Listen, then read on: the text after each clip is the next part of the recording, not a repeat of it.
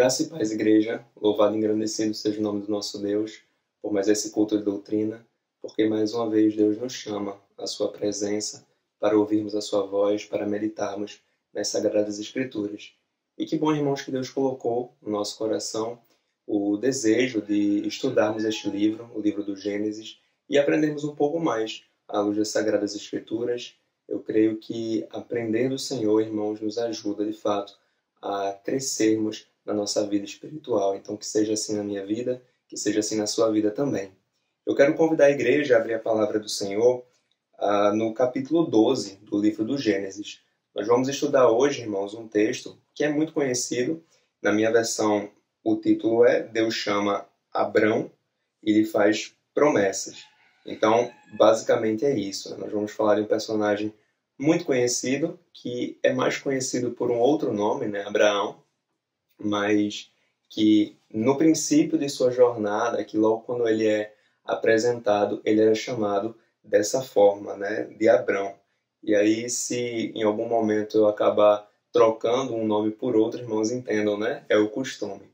Mas antes de nós lermos o texto, eu peço que os irmãos, junto comigo, busquem o Senhor em um período de oração para que possamos pedir o auxílio dele na direção desse culto de doutrina. Então, oremos ao Senhor. Pai eterno, nós queremos te agradecer por estarmos na tua santa presença, por podermos mais uma vez buscar, Senhor, a ti por meio da leitura bíblica e, de fato, encontrar em ti, Senhor, respostas, encontrar em ti direção, esclarecimento para a nossa vida espiritual. Então, Senhor, mais uma vez, ministra os nossos corações, fala conosco, Senhor, aquilo que está no teu coração e que todo o corpo de Cristo seja alimentado, Senhor, para que, de fato, ó Deus, nós possamos resistir, enfim, às tentações, às provações e que, acima de tudo, Senhor, nossa vida, ela seja para glorificar o teu santo nome. Então, nos direciona, Deus nos guia, no nome de Jesus. Amém e amém. Amém, irmãos. Falando um pouquinho sobre Abraão, né, o capítulo anterior a esse que nós vamos ler, ele introduz este personagem, né? Falando ali que ele seria filho de um homem chamado Terá e que ele era ali originário de uma terra chamada Ur, né? Basicamente, no capítulo anterior, há essa introdução, né? Falando ali quem seria esse personagem Abraão, um pouco ali sobre a sua família, sobre ali os seus ascendentes, né? Aqueles que vieram antes dele. E aí, irmãos, dito isso, eu quero ler com vocês o versículo 11 e o versículo 1 e o versículo 2 do capítulo 12 de Gênesis, que dizem assim: Ora, disse o Senhor a Abrão: sai da tua terra, da tua parentela e da casa de teu pai, e vai para a terra que te mostrarei. De ti farei uma grande nação, e te abençoarei, e te engrandecerei o nome, se tu uma bênção. Amém, irmãos. Então aqui nós vemos o chamado do Senhor na vida de Abrão. É um chamado que nós conhecemos muito bem, né? É muito clássico esse texto, né, na palavra do nosso Deus. E nós podemos perceber aqui, irmãos, no primeiro momento, que o chamado do Senhor na vida de Abrão envolvia ali uma renúncia, porque no próprio momento do chamado, Deus ele fala, né, que Abraão ele teria que sair ali da terra onde ele vivia, ele teria que sair ali do meio da sua parentela, do meio da casa do seu pai. Então, basicamente, ele se separaria das suas raízes, né, o lugar onde ele viveu, ali toda a sua vida, podemos supor, e ali do meio da sua família, né, do meio de pessoas ali que ele conhecia também por toda a sua vida. Então, havia sim uma renúncia envolvida nesse chamado de Abraão. E o interessante é que nesse primeiro momento aqui, pelo menos no texto que nós temos em mãos, não há aqui uma revelação do Senhor para Abrão de qual seria a terra para onde ele estava indo. Deus não diz, olha, você vai para a terra de Canaã, ela fica, sabe, após o Rio Jordão. Não, Deus não fala isso, pelo menos não aqui no texto que nós temos em mãos. Então, provavelmente, irmãos, nesse primeiro momento do chamado de Abrão, a terra para onde ele estava indo ainda era um mistério para ele, né? Então, basicamente seria isso. Mas em contrapartida, Deus ele fez aqui algumas promessas, né, para Abraão nesse primeiro momento. Basicamente, ele diz a Abraão, né, que ele seria pai de uma grande nação. Depois ele diz que Abraão ele seria ali abençoado, né, pelo Senhor e que o nome dele, o nome de Abraão, seria então engrandecido, né? Então Deus ele faz uma série de promessas aqui para Abraão, já no momento do seu chamado. E aí ele continua, né, no versículo 3, dizendo o seguinte: abençoarei os que te abençoarem e amaldiçoarei os que te amaldiçoarem. Em ti serão benditas todas as famílias da terra. Né? Eu quero dar ênfase, irmãos, no final do versículo 3, né, esse que nós acabamos de ler, que diz assim: em ti serão benditas todas as famílias da terra. E aqui eu quero abrir apenas um parêntese, tá, irmãos? Nós não vamos nos aprofundar nisso, né? Não é o nosso objetivo nesse momento, mas eu só queria falar que esse versículo, né, o final dele, mais precisamente, é uma promessa messiânica, né? Basicamente, Deus disse a Abraão que em Abraão, ali, todas as famílias da terra seriam então benditas. E por que isso, irmãos? Bem, porque o Cristo, né, Jesus, ele viria então da linhagem de Abraão. Né? Então, Abraão, como nós sabemos, ele teria filhos, né, os patriarcas, Isaac, Jacó, e dessa linhagem, dessa descendência, então, muitos séculos, milênios depois, viria então Jesus Cristo. Então, basicamente, seria isso. Né? Aqui, uma promessa ali sobre a vinda de Cristo. Né? E por meio da vinda de Cristo, então, as famílias da terra seriam abençoadas. Né? E Deus escolheu fazer essa obra por meio da vida de Abraão. Né? Então, basicamente é isso. E aí vem o versículo 4 que diz assim: partiu, pois, Abraão, como lhe ordenara o Senhor, e Ló foi com ele. Aqui, igreja, nós temos um ponto positivo, né, para falar sobre Abraão. Né? Vemos que ele obedeceu ao chamado, ele obedeceu à ordem do Senhor. Né? Ele foi obediente, né? Sai da tua terra. Mas o que é que nós podemos apontar aqui como ponto negativo? Ele não obedeceu integralmente ali a ordem do Senhor. Né?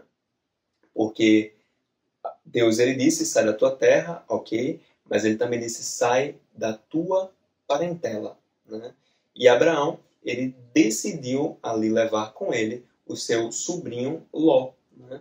Então, ele estava levando ali com ele um parente, alguém que fazia parte da casa do seu pai, e aparentemente não era essa a vontade do Senhor. Sai da tua terra, da tua parentela. Então, embora, irmãos, possamos observar aqui Abraão, ele obedecendo ao chamado do Senhor, inclusive, aparentemente ele obedeceu de forma imediata, incondicional. Nós não vemos aqui, pelo menos no texto, né? Abraão, ele questionando a Deus, mas Senhor, para onde eu irei? Eu já estou estabelecido aqui.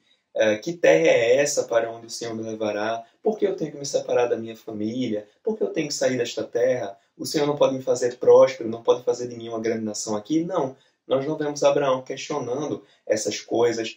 Nós vemos aqui, pelo menos na narrativa do texto, Abraão obedecendo de forma imediata e incondicional. Porém, houve esse ponto negativo. Né? Ele não deixou ali a casa do seu pai, ele não deixou a sua parentela, ele levou parte dela com ele. Né? E nós veremos mais à frente que essa não foi uma escolha acertada de Abraão. Obviamente, é de encontro à vontade do Senhor e traria, então, consequências negativas, né, para ali a sua família. Então, continuando, irmãos, no versículo 4, diz assim: partiu, pois, Abraão, né, como lhe ordenara o Senhor, e Ló foi com ele. E o texto finaliza dizendo no versículo 4 que tinha Abraão 75 anos quando saiu de Harã. Aqui é um ponto importante, igreja, a idade, né, de Abraão.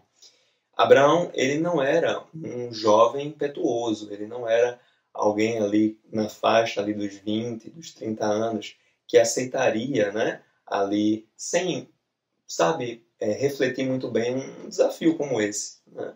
É muito mais fácil alguém, sabe, deixar o seu país de origem, falando nos nossos dias hoje, e viver em outro país sendo jovem, do que uma pessoa ali mais experiente, né, querer ali deixar as suas raízes, deixar ali o seu país de origem. Mas Abraão, aqui o texto revela, ele era um homem idoso, já no momento do seu chamado, e mesmo assim ele foi obediente, né? Era um homem idoso, um homem bem estabelecido, né? Ele não era uma pessoa pobre, nós veremos isso mais à frente. Então, é interessante, né, nós prestarmos atenção nesses detalhes, né, que o texto nos dá. E aí no versículo 5 e no versículo 6, a palavra diz assim: levou Abraão consigo a Sarai, sua mulher, e a Ló, filho de seu irmão, né, seu sobrinho, e todos os bens que haviam adquirido, ou seja, eles tinham bens, né? E as pessoas que lhes acresceram em Harã, ou seja, servos, né? Partiram para a terra de Canaã e lá chegaram. Atravessou Abrão a terra até Siquém, até ao carvalho de Moré. Nesse tempo, os cananeus habitavam essa terra. Então, esses dois versículos, eles nos dão, irmãos, uma dimensão da riqueza que Abraão ele tinha, né? Então, o texto fala de bens que eles adquiriram ali na terra de Harã. E, basicamente, os bens naquela época, na época dos patriarcas, ele era muito medido pela quantidade de animais que se tinha, né? Era considerado uma riqueza ali a quantidade de animais que alguém possuía, né? E as pessoas, né, que foram acrescidas ali, digamos assim, à casa de Abraão, seriam então os seus servos, né? Então era um homem com muitos bens e com muitos servos, pelo menos é o que o texto nos dá a entender. E o texto aqui ele apresenta também uma problemática. Abraão ele chegou na terra de Canaã, ele chegou ali no lugar onde Deus havia declarado, né, que ele deveria ir, mas já era uma terra ocupada. Os cananeus já habitavam naquela terra desde ali o tempo, né, em que Abraão ele chegou naquele lugar. Não obstante, o Senhor ele reitera a sua promessa para Abraão no versículo 7, dizendo assim: apareceu o Senhor a Abrão e lhe disse: darei à tua descendência esta terra. Ali edificou Abrão um altar ao Senhor que lhe aparecera. Aqui, irmãos, além de observarmos Deus ele reiterando a sua promessa, nós vemos o princípio de uma prática de Abrão, né? Algo que em vários momentos da sua trajetória nós reparamos ele fazendo, né? Que seria a edificação de altares ao Senhor. Então, em sua peregrinação, né, Abraão ele fez isso em alguns momentos, né? Nós percebemos aqui, então, o início dessa prática. E ele edificou ali o seu primeiro altar ao Senhor, ali no carvalho de Moré, né, que é mencionado aqui nesse texto. E aqui mais um parêntese, tá, irmãos? Deus ele prometeu, né, nesse versículo, mais uma vez, que Abraão ele teria posse daquela terra, que a descendência de Abraão, né, ela teria então posse daquela terra. Mas o ponto, irmãos, é que Abraão ele não tinha filhos, ele ainda, né, não tinha um descendente. Nós sabemos o que acontecerá a seguir, mas até esse momento sua esposa era estéril e ele não tinha filhos.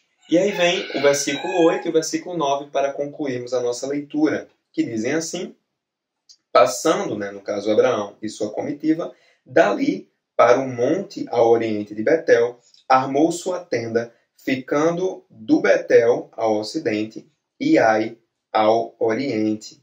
Ali edificou um altar ao Senhor e invocou o nome do Senhor. Depois seguiu Abrão dali, indo sempre para o Negueb. Então aqui novamente nós vemos que Abraão ele edificou, né, novamente um altar ao Senhor e ele invocou o nome do Senhor, né? Então aqui nós vemos realmente o chamado de Abraão, né, o início da sua jornada, né? E é bem interessante, irmãos, nós olharmos para essa história. E aí alguns comentários clássicos, né, sobre esse texto.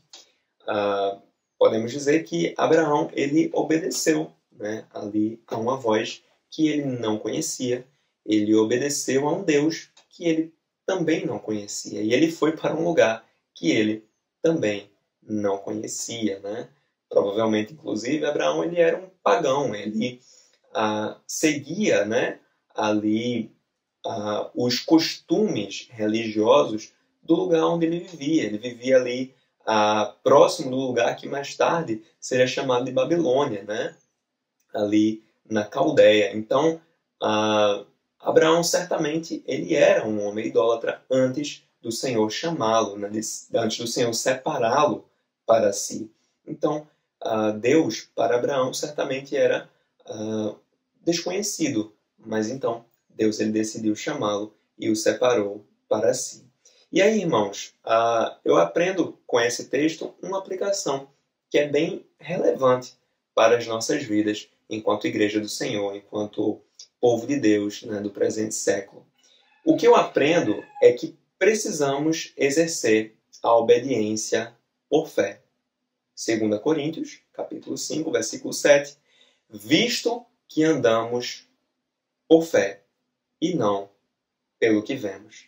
Por vezes, irmãos, a estrada da fé nos pede para agirmos primeiro e só depois enxergarmos o resultado, né? Foi assim com Abraão. Abraão, ele tinha apenas, entre aspas, tá, irmãos, a garantia do Senhor. E para ele, isso foi o suficiente. Para nós deveria ser também. Então, Abraão, ele demonstrou, irmãos, com essa história, com essa obediência ao seu chamado, um exemplo tão genuíno de fé que o escritor aos Hebreus, muitos anos depois de Abraão, quando ele listou ali na galeria dos heróis da fé, em Hebreus 11, ele lembrou da história de Abraão e ele mencionou ali Abraão como sendo um exemplo de fé. E podemos dizer que por meio da obediência desse homem, Deus ele abençoou todas as famílias da terra, porque da linhagem de Abraão, como foi dito, né, veio então o Messias, né? Então, o que podemos entender, irmãos, é que nós devemos obedecer à voz do Senhor. E como nós ouviremos a voz do Senhor?